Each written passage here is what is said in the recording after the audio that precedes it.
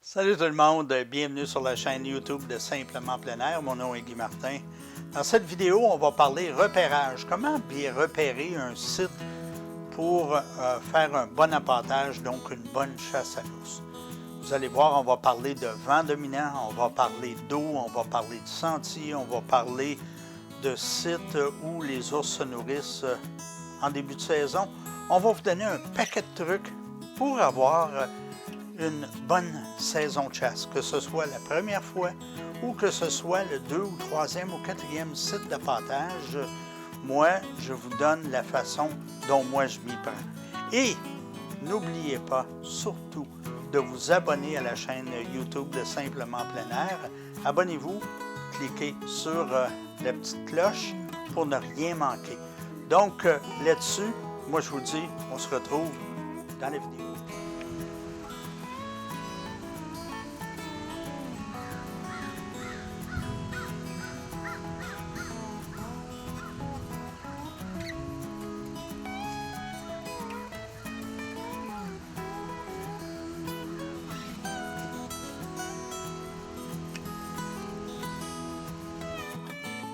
Moi, la première chose que je fais, la première chose, je vais me chercher une carte sur Google Maps. Il y a beaucoup d'autres applications que vous pouvez utiliser, mais utilisez une application carte et puis vous allez avoir moins de difficultés, naturellement en espérant que vous sachiez où vous allez. C'est la moindre des choses. Vous allez utiliser Google Maps et moi, qu'est-ce que j'aime faire la première fois, c'est d'aller voir sur la carte si j'ai des voisins. Oui, en grossissant la carte, je ne le ferai pas ici, mais en grossissant la carte, vous pouvez voir s'il y a des camps pas loin. Si vous êtes sur une terre privée, bien naturellement, c'est différent. Mais si vous êtes sur des terres publiques, j'aime pas, moi, avoir de voisins à une dizaine de kilomètres. Pourquoi? Parce que finalement, l'ours va se promener et puis va aller manger de bête en bête. J'aime un peu moins ça. Une autre chose aussi que j'utilise beaucoup quand je suis sur le terrain, c'est naturellement mon fameux cellulaire, et vous savez que sur le cellulaire mode avion, pas besoin de vous downloader votre map, vous n'avez pas besoin d'avoir de service, donc vous pouvez naturellement continuer et voir ce qui se passe sur votre terrain, faire des waypoints. Aujourd'hui, on a beaucoup de facilité avec ces merveilleux appareils.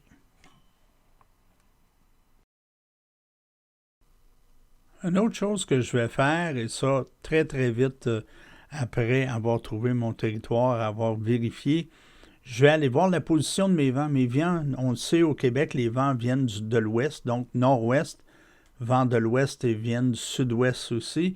Et on voit qu'il y a un grand corridor de vent, la ligne électrique. Donc, il est très important de savoir la direction de vos vents avant même de faire votre bait. On ajoute des éléments naturellement au fur et à mesure qu'on avance. Là, vous voyez ici la ligne électrique, l'eau complètement en bas à gauche et j'ai rajouté le champ de framboise. Vous allez voir l'importance ici de la ligne électrique. Si on regarde à peu près dans le centre de l'image, sur la gauche, on voit la grande ouverture du champ de framboise. Donc, c'est très important, là. Sur le coin de ce champ de framboise-là, c'est là que j'ai commencé à apercevoir des signes de ce qui se passait dans cette forêt. Là, vous voyez, là, le coin du champ de framboise est en haut à droite. C'est là où on était. Là, c'est là où on est présentement. Directement à la gauche, c'est là que j'ai trouvé les premiers excréments. C'est là les premiers signes, si on veut, là, de la présence de l'ours. Je savais qu'avec un champ de framboise, il y avait beaucoup de chances qu'il y ait des ours dans le coin. Mais là, directement sur le coin, j'ai vu des excréments. Et naturellement, ça, c'était sur le coin qu'on voit à droite. Là, vous voyez le chemin de pénétration. On voit la ligne électrique. Donc, moi, je suis parti là-dessus, puis j'ai été faire de l'exploration. C'est ce qu'on va voir dans la prochaine clip. Vous allez voir, et on voit un petit peu plus.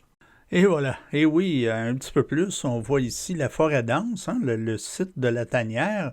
On voit aussi arbres et arbustes, et fait à noter aussi, on voit l'endroit où le site d'appâtage est. Vous allez voir différents icônes qui vont s'animer bientôt. Naturellement, en faisant de l'exploration, on fait de la marche. Donc, vous voyez nos jumelles, nos amis, les jumelles, très importantes. La première fois que j'ai vu un ours sur ce site-là, c'était là. Et vous allez le voir un peu plus tard aussi, c'est le même ours qui se promène. On voit qu'il est en mue. C'est difficile à voir là, dans cette clip-là parce qu'il est penché vers le bas, mais vous allez le voir un peu plus tard. Il est en train de bouffer. Et ça, là, c'est dans le site des herbes hautes, justement, qu'on aperçoit là, juste au-dessus de l'image, là, la ligne rouge. C'est dans ce site-là que je l'ai aperçu la première fois. Donc, il semblait voyager. Son corridor, il voyageait beaucoup, là.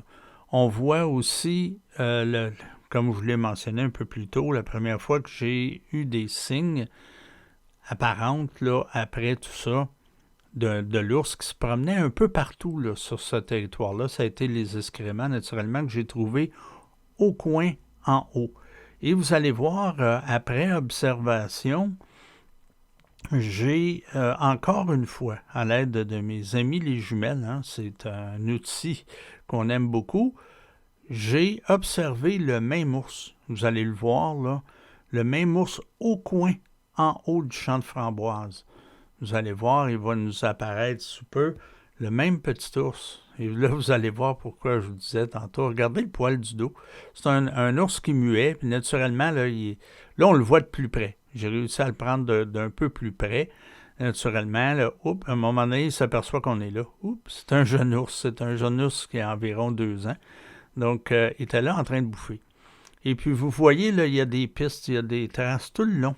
Il voyageait, là, c'était son corridor de voyagement.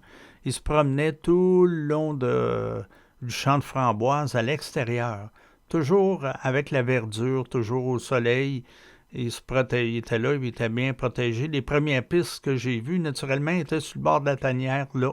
Oui, ça, c'était la première piste que j'ai vue, apparente piste là, de ses pattes. Et puis, naturellement, ben là, on voit un arbre qui a griffé, hein. On sait qu'un ours aime bien monter dans les arbres, les jeunes, les bébés. Là, on voit là, la forêt qui est mixte, une forêt dense, une forêt où l'ours va naturellement aller se réfugier en temps de danger. Donc, on a vu ici un peu, on a fait le tour de ce que j'appellerais un bon, on a fait un bon repérage.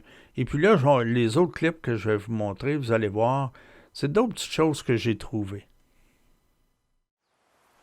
L'importance d'avoir des points d'eau sur nos territoires de chasse à l'ours, il y a 3 facteurs qui sont très importants à considérer. Le premier, naturellement, l'ours va pouvoir s'y alimenter.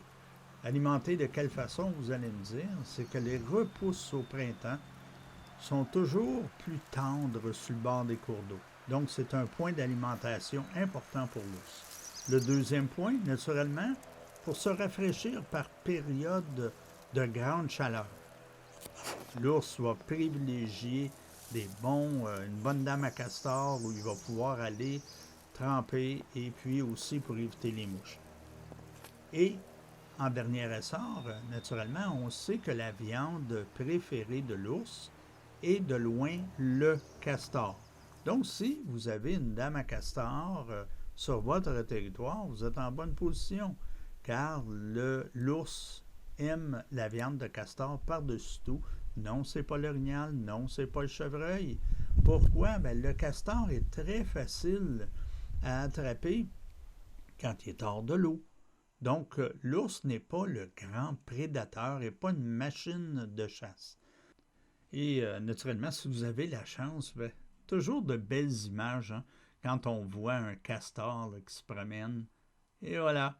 Donc, l'importance d'un point d'eau.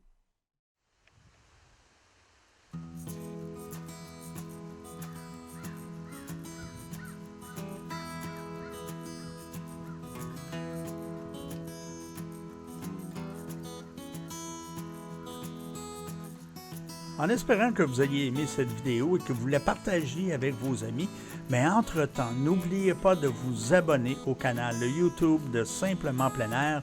pour ne rien manquer. Partagez avec vos amis, laissez-nous des commentaires, un thumbs up et on se revoit dans la prochaine vidéo.